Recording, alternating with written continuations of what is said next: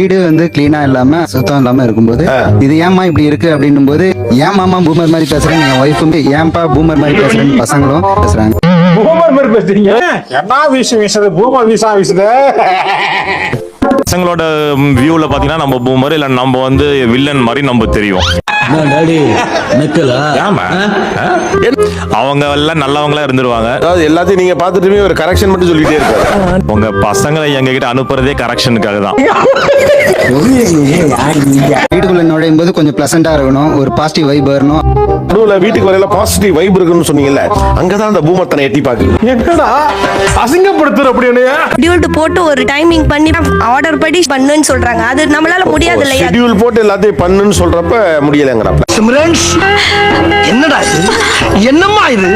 சண்டை வரப்ப கொஞ்சம் மரியாதையா கொஞ்சம் பேசுங்க, குழந்தை முன்னாடி எல்லாம் பேசுங்கன்னு சொன்னா அது கேட்க மாட்டாங்க சார். அதை விட வரேன்னா ஒண்ணு எனக்கு